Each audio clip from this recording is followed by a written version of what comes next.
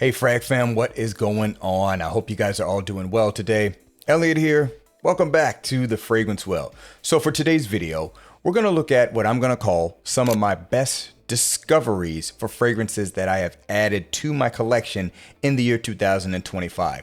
We're pretty much almost done with 2025. At the end of the year, I always kind of like to look at what I've added to my collection and just give an overview of what I've added. Up to this point, I'm going to look at fragrances that I only smelled this year. Some of these are going to be 2025 releases, and some of these are fragrances I didn't get my nose on until this year, and they are all fragrances I added to my collection. I chose 10 of them out of the group of fragrances I've added to my collection so far as some of the best discoveries, things that really impressed me when I smelled them for the first time in this year. So let's not waste any more time. Let's go ahead and get right into it. Before we do, as always, please remember to like the video, subscribe to the channel if you do like the content, hit that bell icon, enable notifications so you can be notified when I upload new videos. And of course, as always, I will leave links down in the description below for the fragrances featured in this video if they are available. Before we do move on though, we have a sponsored video today, so a quick message from the sponsor of today's video.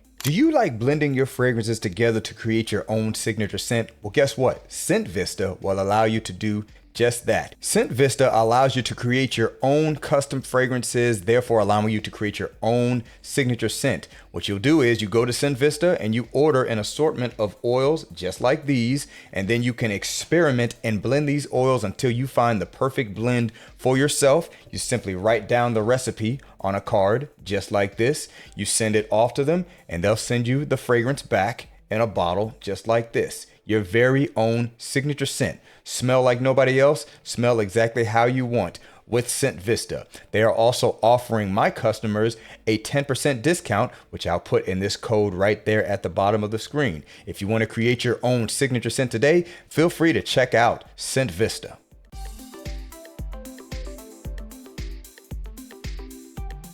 All right, guys, so as I stated, I have 10 fragrances, but I am going to mention one honorable mention. It's actually going to be Fragrance Du Bois Lucius, which I have in this little, this 5 milliliter thing here.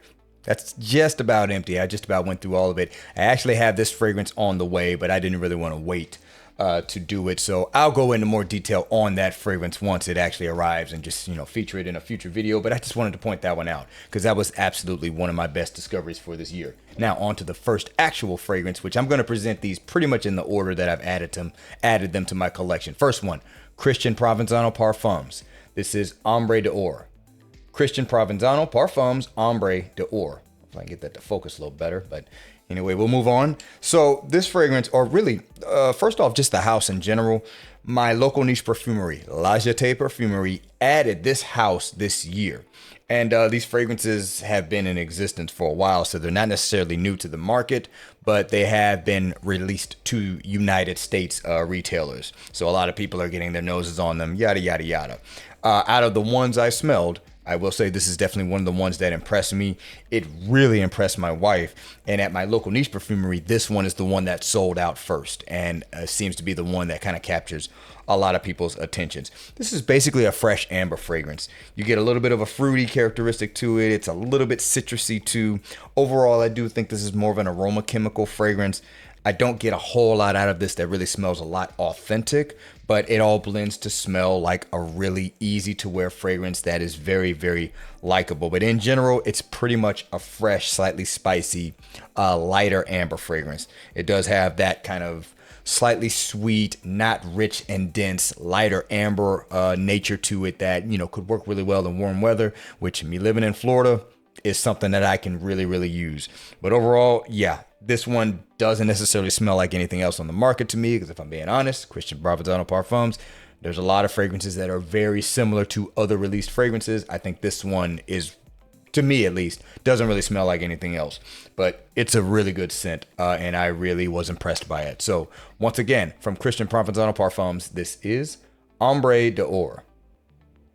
All right, moving on to the next. We had a earlier new release from the house of Day 3 Fragrances. I've added I think I've added just about all of their new releases this year with the exception of like one or so.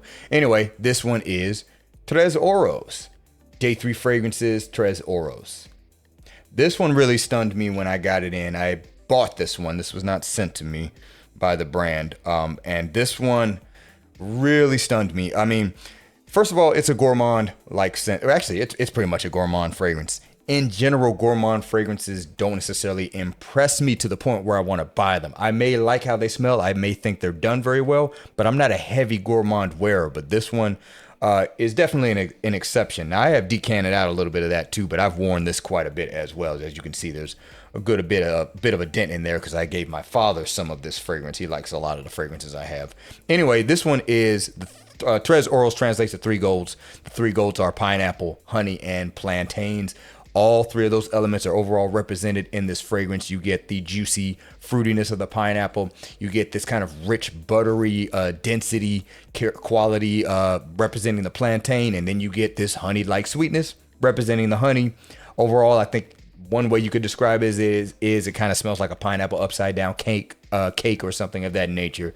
Smells excellent. Really great fragrance from the house. So once again, from Day 3 Fragrances, this is Tres Oros.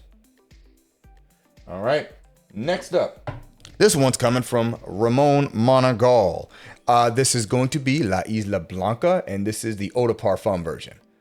Ramon Monagal, La Isla Blanca, the Eau de Parfum. The Eau de Toilette is one of his most popular scents, as far as I know, but I think that one's discontinued, so this is kind of what you get now.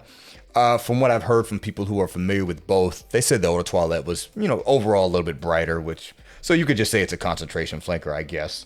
But this one really impressed me. I had kind of gotten my nose on this a while ago, but it was in passing when I was smelling a lot of fragrances. So this was like a half blind buy for me. And I gotta tell you, it worked out great.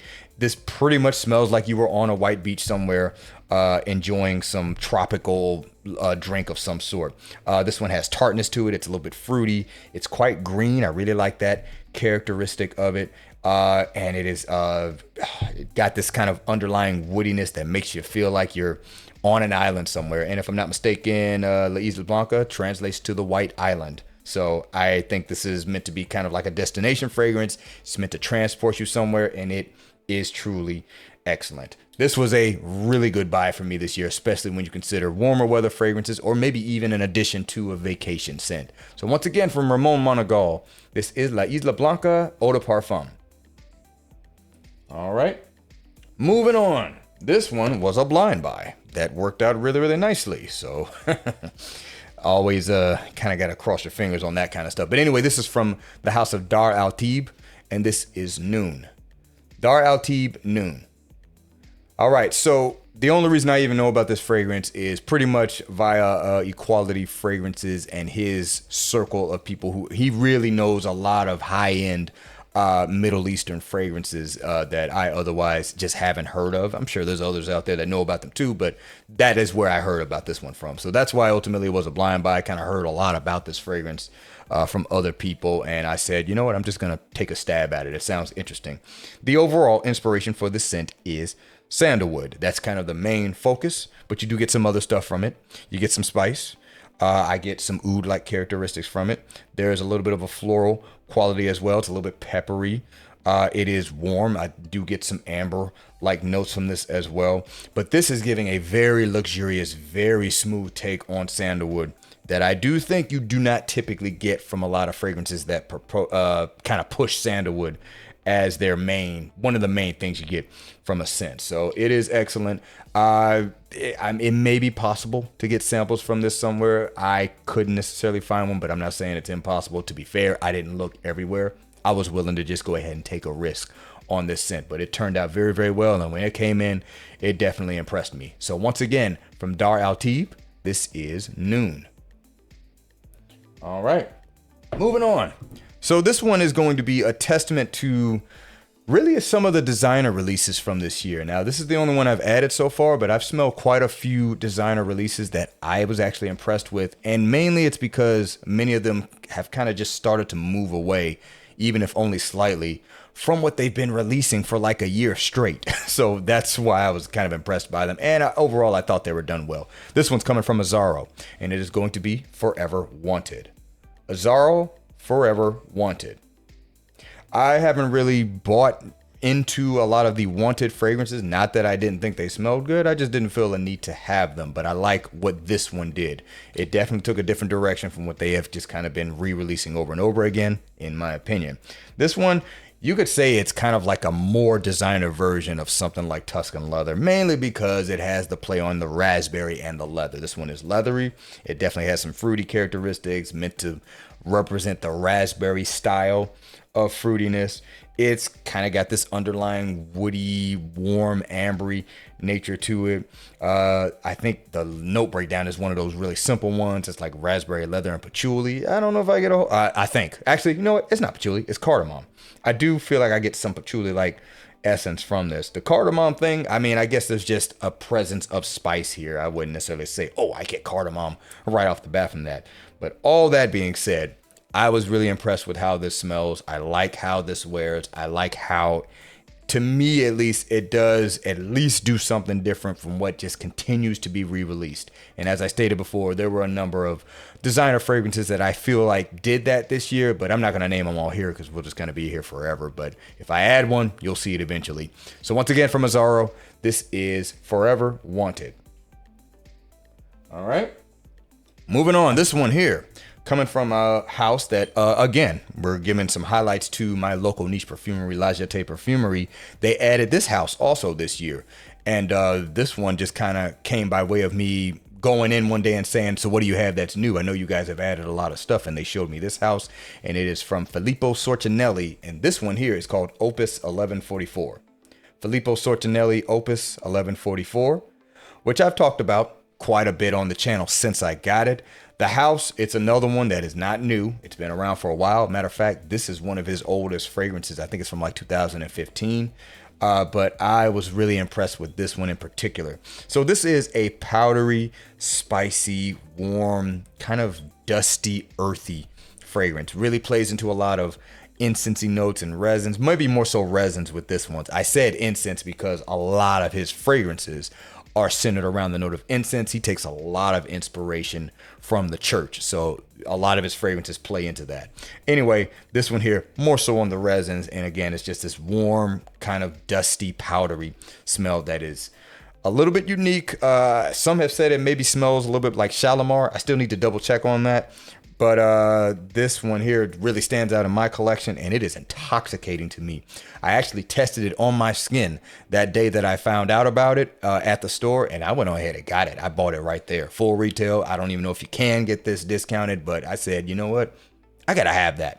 This scent is magical. It's powerful. I mean, 2 to 3 sprays and you're set. So I really was impressed with this fragrance, especially if I go into a place where you're going to pay full retail to get it, and I go ahead and pay for it right then as soon as I found out about it. Obviously, it had some kind of impact on me. So once again, from Filippo Sorcinelli, this is Opus 1144.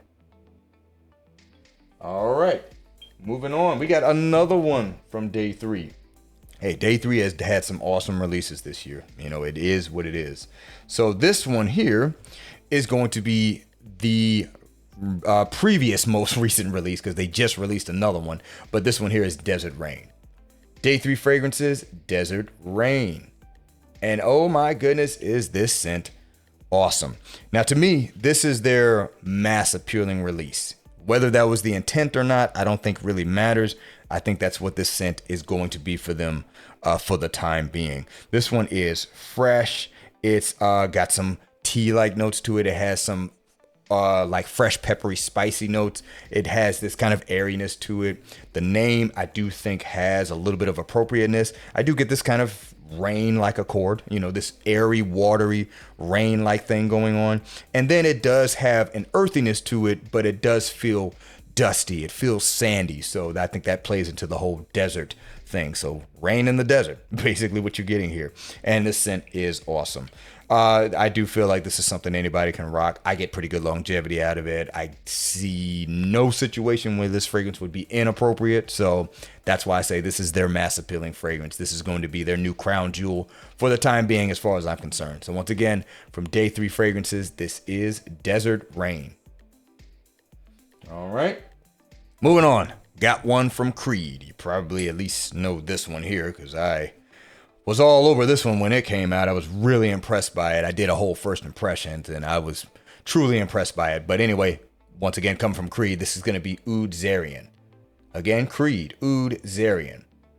Talked about this fragrance quite a bit since it came out. I've worn it a couple of times. I gotta say, every time I wear this, especially as, a little bit more air gets into the bottle, the scent just continues to settle more. Every time I've worn this, I've gotten a slightly different experience, or I've just noticed something in the scent that maybe I didn't notice before. So a lot of people have talked about the whole licorice thing with this. I didn't really even notice the licorice until later on. I do notice it now. So if you hate licorice, yeah, it may not be a scent for you, but it's overall very, very spicy. It's very aggressively spicy, especially with that licorice quality being added in there. It kind of pushes the spices forward, in my opinion. Very rich rose, very just rich, jammy, luxurious smelling rose in here, tying that spice to what is ultimately the woody, ambery sweetness of this fragrance.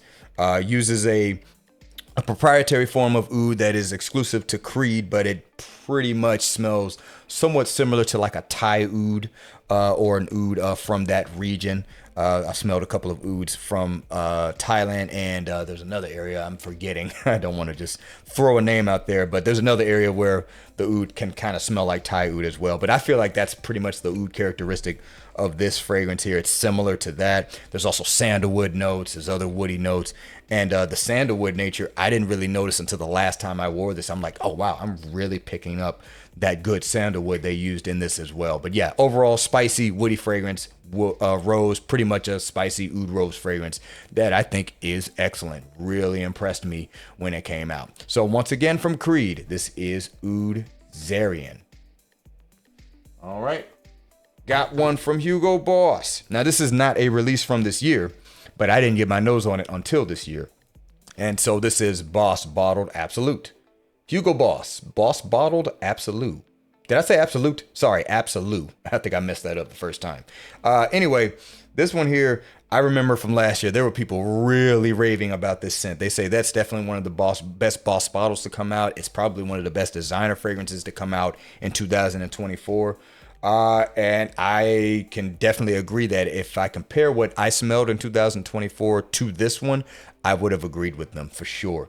But I didn't get my nose on it until this year, but we got it now, and it is excellent. I still feel like you get a little bit of that kind of apple cinnamon thing that you can tie to the Boss Bottled line, so it does relate to the Boss Bottled line in general as a legitimate flanker, but this one has darker notes, resins, deeper woods, probably some patchouli in there. It's just the right amount of sweetness to make it an overall more mature scent experience from the Boss Bottle line.